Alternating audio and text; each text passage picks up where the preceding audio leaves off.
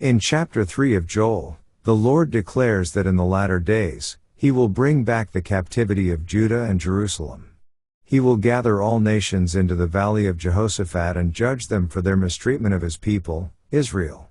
These nations have scattered His people, divided His land, and traded His children for worthless things. The Lord calls out the nations, especially Tyre, Zidon, and the coasts of Philistia, for their acts of plundering His treasures and selling His people into slavery. He warns that He will repay them swiftly for their deeds. In a call to war, the Lord instructs the nations to prepare for battle, turning their farming tools into weapons.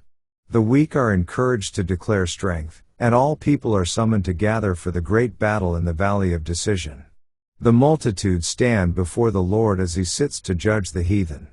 The heavens and earth will shake, and the sun and moon will be darkened, but the Lord will be a refuge and strength to His people, protecting Israel in the midst of chaos.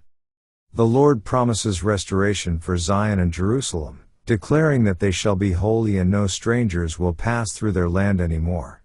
In the days to come, Judah will experience abundance as the mountains shall flow with wine, the hills with milk, and the rivers with water. A fountain will emerge from the house of the Lord, bringing life to the dry valley of Shittim. However, Egypt and Edom will become desolate because of the violence they have committed against Judah, shedding innocent blood. The chapter concludes with a firm declaration that Judah shall dwell forever, and Jerusalem from generation to generation. The Lord assures that He will cleanse their blood and remove their guilt, making His presence known in Zion. With this, the book of Joel ends with a promise of divine justice, restoration, and the eternal presence of the Lord among His people. Let's now read Joel chapter 3.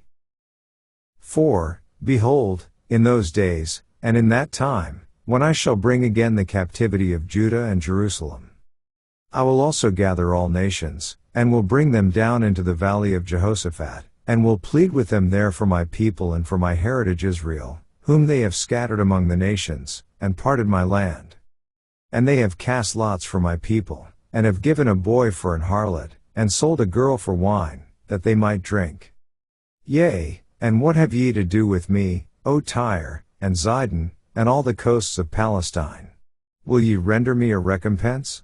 And if ye recompense me, swiftly and speedily will I return your recompense upon your own head. Because ye have taken my silver and my gold, and have carried into your temples my goodly pleasant things. The children also of Judah and the children of Jerusalem have ye sold unto the Grecians, that ye might remove them far from their border.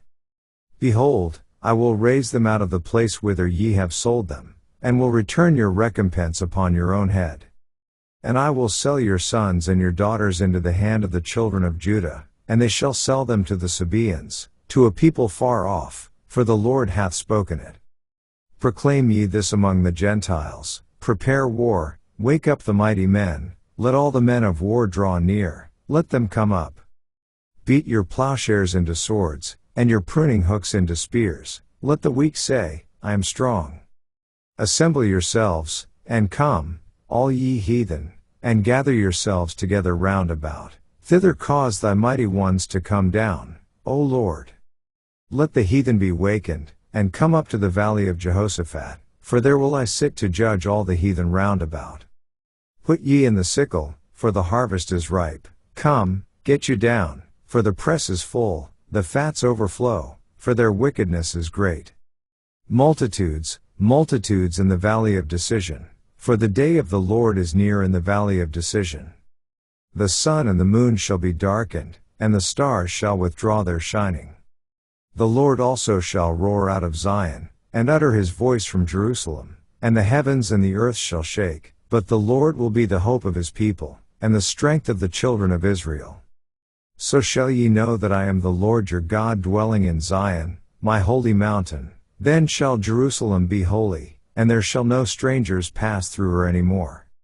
And it shall come to pass in that day, that the mountains shall drop down new wine, and the hills shall flow with milk, and all the rivers of Judah shall flow with waters, and a fountain shall come forth of the house of the Lord, and shall water the valley of Shittim. Egypt shall be a desolation, and Edom shall be a desolate wilderness, for the violence against the children of Judah, because they have shed innocent blood in their land. But Judah shall dwell forever, and Jerusalem from generation to generation. For I will cleanse their blood that I have not cleansed, for the Lord dwelleth in Zion. This ends our reading of Joel chapter 3.